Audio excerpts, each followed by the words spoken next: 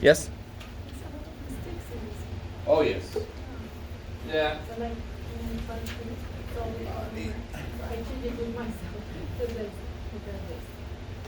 Yeah, so technically that would be prime. Yeah. So I always thought it sucked really bad when you paid $100-something bucks for a book and there were typos in it. You're like, what the hell? Come on. So at least it's free. So no matter what book it is, it's going to be typos because they're created by humans, and humans, by definition, make mistakes. But if you are checking your work, there are some answers in the book. You got to remember typos exist. And trust me, there's some typos in that solution manual. So trust yourself first. Yes? Talking about 7.2110. 72110? Yeah. What's that one say? It says U2 minus 8 UV minus 24 UV. Maybe I just put it in that one. I'm with you. What's freaky about this one, let me write something over here next to this. Let's try this one.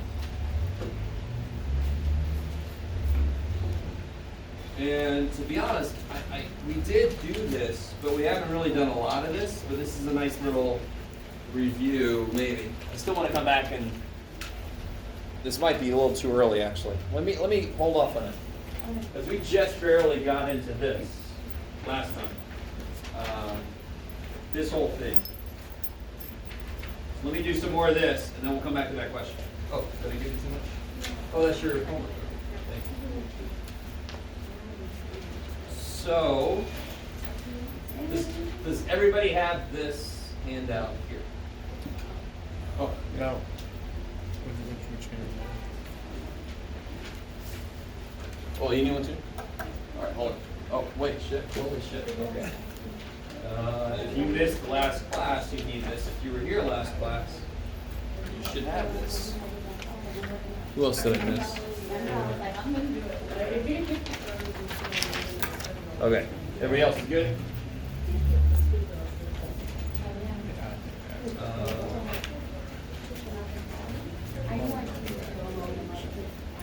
So guys, last time, these three problems here are huge.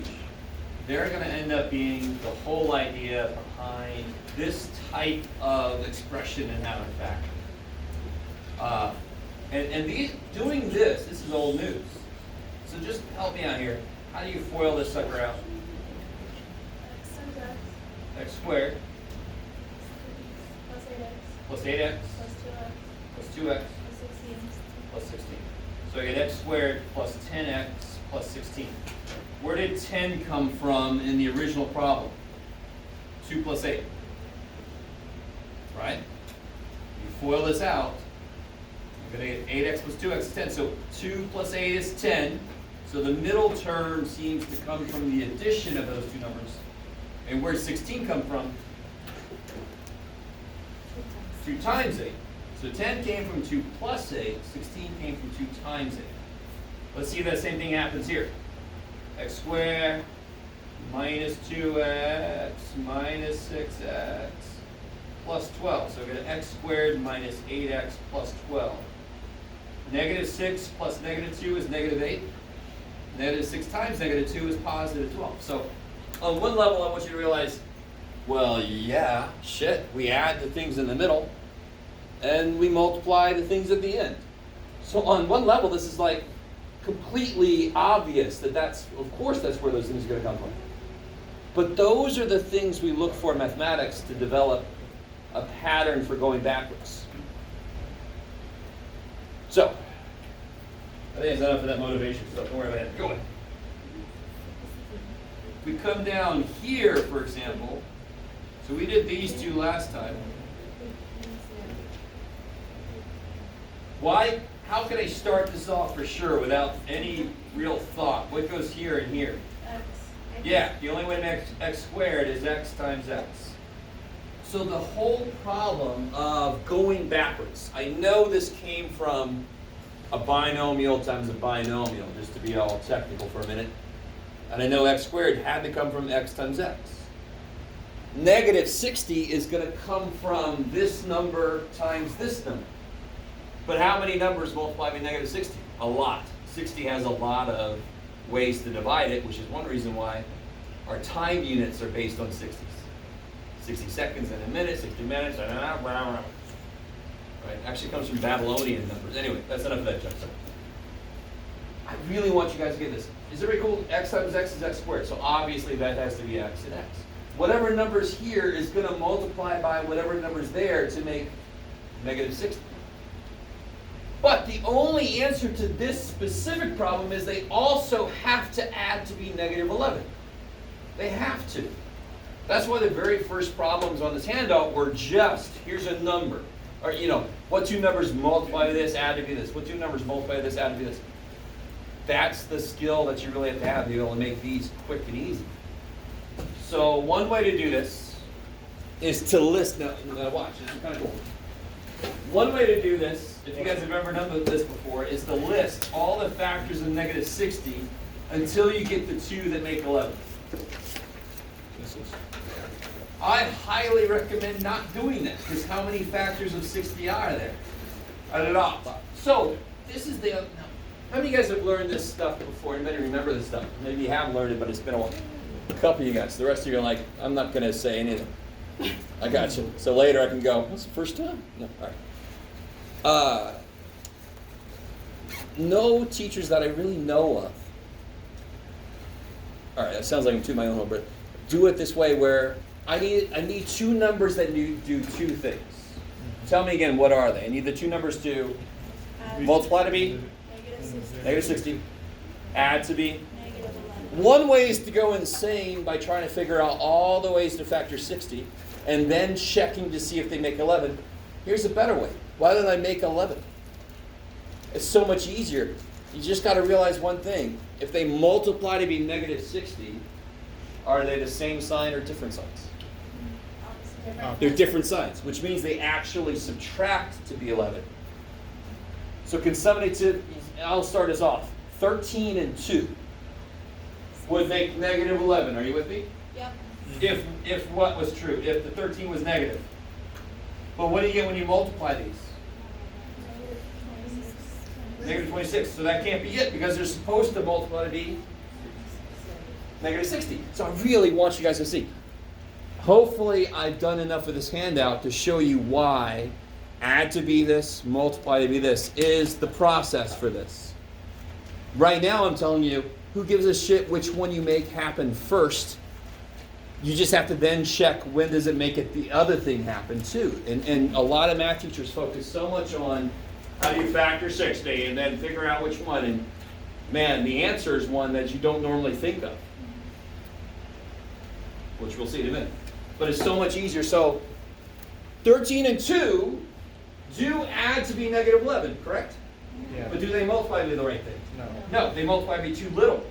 So then it becomes like you guys know Price is Right? Yeah. There's a game that was higher, lower, higher. So it's too small, let me go up. What about 14, and what would be this to make 11? 3. 3, right? Don't negative 14 and 3 make negative 11, but what do they multiply to be? 4. Yeah, not negative 60, I like it. That's all that really matters. I'm just going to put that not negative 60. It would be negative 42, but it obviously doesn't make negative 60. It almost doesn't matter what it is. You guys with me? So I love that answer. That's all you're checking. It's not 60, so who gives a shit? Now, one little thing is, it is negative 42, so I'm getting closer, right? So what's the next thing up? Negative 15 times negative 4. 4. See, now so I'm focusing on making a list of numbers that make 11. So much easier than a list of numbers that make 60. I can make 11 easy. Shit. And now what is negative 15 times 4? Negative 60. Negative 60. So I found the two that work. What do I do with these two things now? Check. So that's the answers. What do I do with those numbers? I just put them in.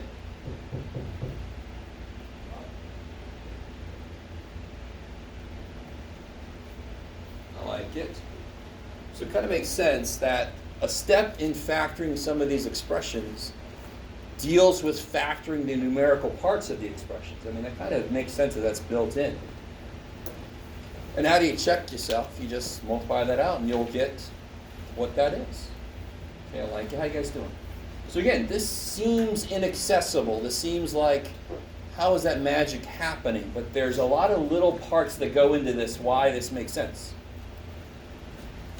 What about this one?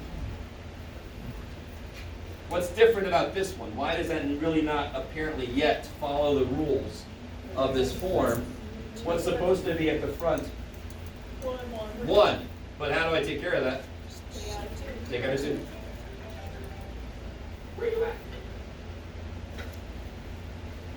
To equal that? This is why GCF is your first step always, no matter what. You should see if something comes out of everything. Because either it's the only thing you can do, or it makes the rest of it possible to do. So what am I doing with the stuff on the inside? How many terms are in here? 3. That's why I'm going to do the process we're about to do. So the number of terms tells me what process to use. So what do I need? I need 2 numbers that do what? In all ways, right? Multiply to be 4, add to be 4. Obviously that would be 2 and 2. That's the only. They multiply to be the same number that they add up to be. So how's this going to be? I got to put the 2 there.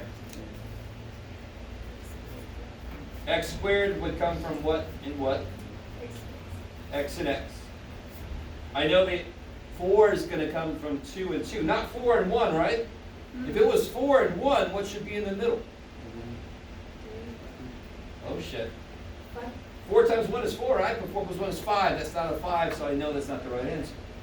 So it's got to be 2 and 2 because they multiply to be 4 and they add to be 4 if they're both positive. Now one little thing. I would take this. What's another way to write this? 2 times x plus 2 squared. If you want to be all niftedelic. Please let me know if you're having trouble with this, because I really, factoring seems so inaccessible to students when it really doesn't involve that much. It's just not like anything else we do, right? It's not the same as factoring 18, even though it actually sort of is. It's just hidden because we got all these unknown parts. What about this guy? This guy's a little weird. I need 2 numbers that do what? Add to -1 and multiply to -72. So let's try to make 2 numbers that add to -1. Somebody, don't give me the answer. Somebody out there knows the answer. I'll get it started. What about -5 and 4? Do they add to be -1? Yes. Check. Do they multiply to be 72? -7? No. Yet. I like that. And I got to make it bigger now, right? Because the product was too small. So who can see the answer? What's it going to be? 9 and 8. And to make -1, which one's got to be negative? -9. I like it. So try to write the answer down yourself, and then I'll come in and do it. Let's see if we get the same thing. Why does the 9 have to be negative? Say again? I was asking, why does the 9 have to be negative? Oh, they have to add to be a negative, so the bigger one is negative. Oh, okay. Yeah, I'll do the, what if there was a plus in the middle? We'll see. So what's the a squared come out to be? A and A, that makes a squared, that's crazy. And now the 2 numbers, that's all I don't know, and now I know they're -9, they're +8. And again, just to reinforce things, there's a squared, there's +8a minus 9a minus 72. So of course I get the beginning, right? And by the way, this is the answer. Box that sucker off. If you do check work, don't box it off. Because then I'm a little worried about, do you know where to stop? Right? So the box is the answer. The other stuff below it is me just checking. Don't box that last thing. I'm like, wait, you just came full circle. What the shit? Okay, I like it. Now, here's a good question. What would have been different if it would have been, this is C from a parallel universe. What a parallel universe, Jeff? You don't trust him, he's weird. What if it would have been this instead of that? See the difference? What would have been the only change? Yeah, now the 9 is going to have to be positive, and the 8's negative. And again, it's not a ton of shit to memorize. Why do I know these things? Negative at the end. I drink coffee and negative at the end. So I know they're going to be different signs. Positive says the bigger number has to be positive. The original problem, there was a negative in the middle, so the bigger number had to be negative. So it's not shit to memorize, it's a bunch of checks and balances to get you to the right answer. Hopefully. And what about that last problem? That's my reminder to you that this problem right here, I'm going to box it off. Where'd it go? There it is. I'm going to box it off because that's the answer. What would have to happen for that to work? 7 would have to be 5. I'd have to, yeah, well 7 is, 7 and 1. So to be honest, there's a number I can put in place of 3 that would make this work. But are there, yeah, what's 7 plus 1? We'll do that problem in a minute, sorry. You're like, don't do this to me. Stop. For this problem to work, I need factors of 7. What are the only factors of 7? 7 and 1. That add to be 3. Well, if those are the only factors, it's dead in the water. So don't freak out if there's a problem that's prime. You just put prime. Just write prime. But don't do every other problem as prime. You are wrong. There's not going to be that many. Right? I can't do it. It must be prime. I can't do it. It must be prime. Whoa. Whoa. Tell me I'm wrong. I couldn't do it. Isn't that what a prime is? No, a prime is one that nobody could factor. Now, it's a really interesting question. This is kind of a cool question. What if I just put m squared, left the, m squared, left the middle blank, and put a plus 7 at the end? I'm going to push you guys a little bit. What numbers would work in the middle? 8, because the only factors of 7 are 7 and 1, and 7 plus 1 is 8. So if the problem was this, instead of 3, if it said 8m, well, shit, Jeff. Didn't realize how much past Jeff had written. Then that'll work. It'll work. M squared is m times m. 7 is 7 times 1, and 7 plus 1 makes 8. Now, sorry. 4 minus 8. Or negative 8, exactly. You're getting ahead of me. So if it would have been this, are you guys kind of with me so far? So then it's m, negative 7, and negative 1 multiplied by 7, and they add to be negative 8. Maybe. So I like that kind of question. I don't answer that kind of question a lot because it's like the next level up. But what would work in the middle if a problem is prime? Is there a number that would work in the middle? Yes. Yes, you could always find a number that would work in the middle. But one thing to realize is if I just made a problem and didn't even think about it, it's almost definitely going to be prime because you have to have all these relationships work for it to be factorable. So there is a shit ton of expressions that are prime. That doesn't mean that factoring itself has no purpose. We use factoring for all kinds of things. Shouldn't they just call that a prime solution and just... Well, it's kind of like if I say simplify A plus B. Yeah. Then you're like, it's already simplified. Yeah. So if I say factor 17, you'd be like, it's already factored. Leave me alone, right? Yeah. Can't break that down further. Okay. So.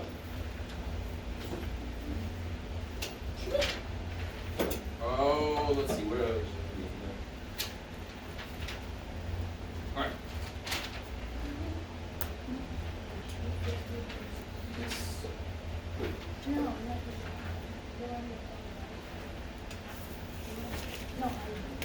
Oh, you want this? Yeah. Oh, let me, okay, all right. Yeah, that's fine. All right. I want to do one little thing. Yeah. I want to lay some groundwork down for later. This what section is this? Yeah. 7.2, that's right.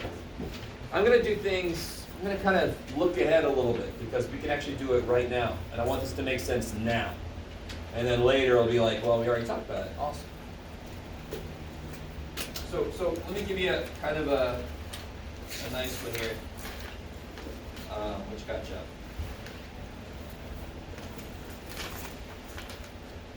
Just take a minute. Don't say anything. See if you can factor that. That is factorable. It's not prime. There is something about it.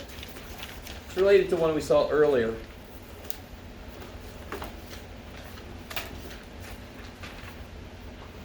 Make sure, can you say in your head what it is you're looking for?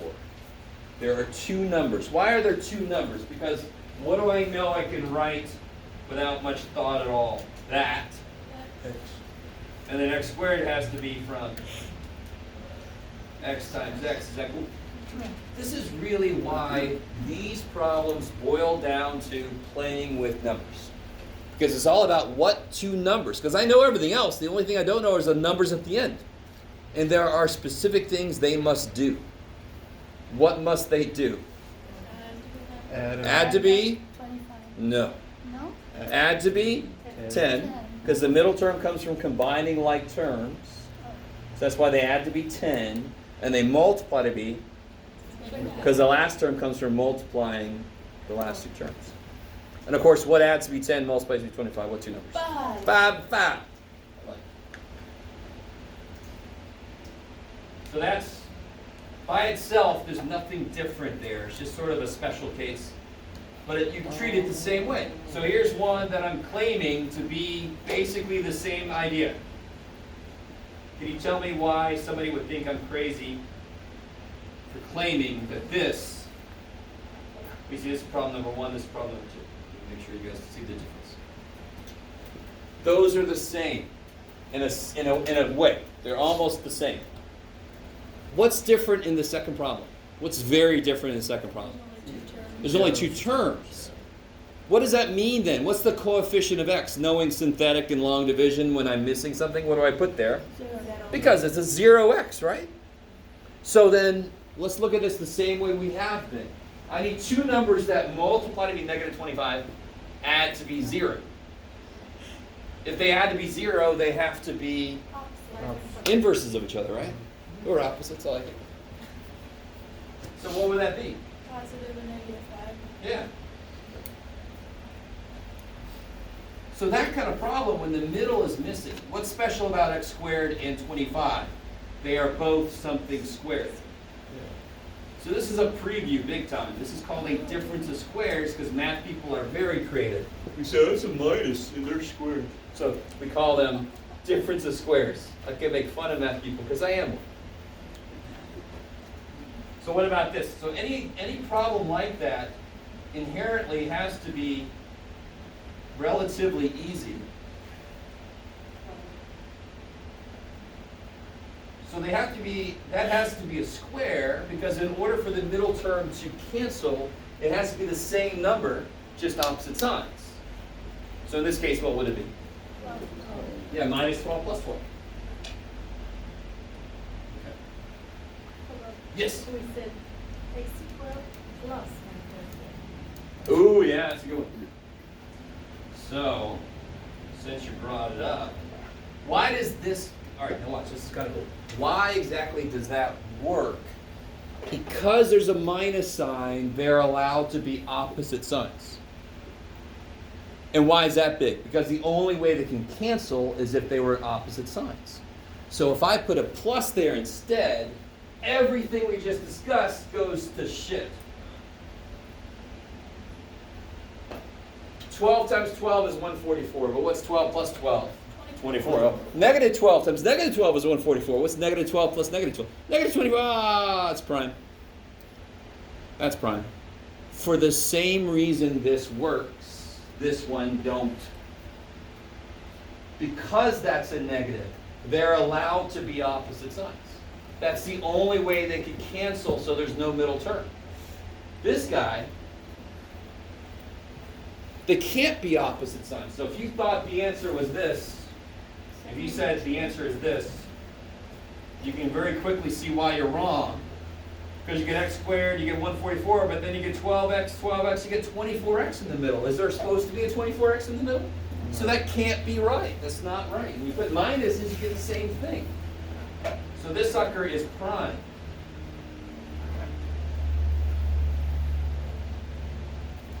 Yes? So, when there's no term in the middle, right. just adding a 0 is like a placeholder, basically. Yes, and Like the previous- I just wanted to lay the groundwork for this. And when we get to the section that deals with two terms, this has two terms. They could either be squares or cubes. And the sum and difference of cubes is normally the most, oh yay! You know how to take that. Somehow, that's the one that I tied the movie Pulp Fiction into. The sum and difference of cubes. So if you've never seen Pulp Fiction, your homework is to watch it. And then, if you've never seen it, has anybody ever seen Pulp Fiction? You know Pulp Fiction? Anybody? Anybody actively doesn't want to watch it? That knows and doesn't want to watch it? I don't blame you. It's a little bit, yeah. It's certain tastes might not appreciate it.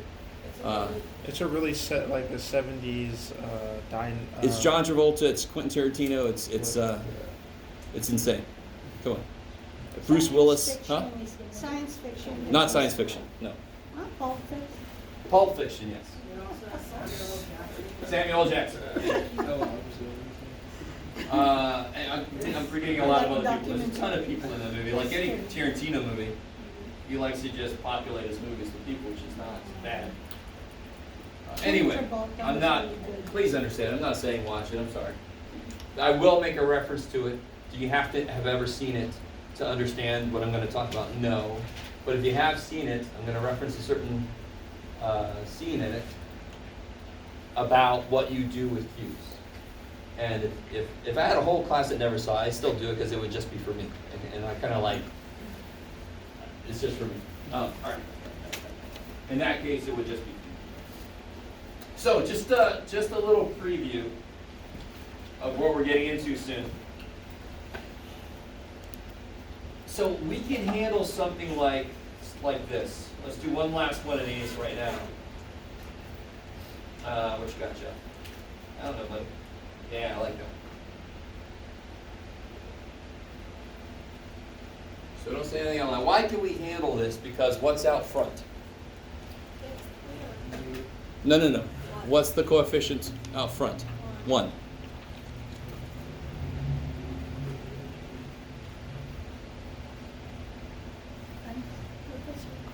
Yes. I'm sorry, what the That. You guys doing that? Are you guys Googling the answer? Let me see, Chegg, homework, do this for me. There's also photomath, if you forgot about that. If used correctly, it's awesome. If you use it incorrectly, you suck. And you're going to die on the tests. But, it's up to you. All right. So what is it you're asking yourself in this problem? Adds to -9 plus They got to add to the -9, multiply to be -36. So what do we know? Do they have to be the same sign or opposite signs? opposite. So they actually have to subtract to be 9. Is everybody cool with what I just said? Mm-hmm. If they're opposite signs, when I add them, I'm actually subtracting because there's a negative in there. So what subtracts to be 9 and multiplies to be 36? This one's not too equal. 12 and 3. Which one's got to be negative? 12. Yeah, the bigger one, because of that. So minus 12 plus 3. And just to make this point again, does it matter that I put the x minus 12 first? No. I could have put the x plus 3 first, because 6 times 4 is 4 times 6. Multiplication has commutativity. All right. They're not communists. That's not what I said. They have commutativity. My math teacher wants me to be a communist, so. I kind of want that to happen. That would be awesome. All right, so what we can't yet do, and what we're going to work on next, is something like this.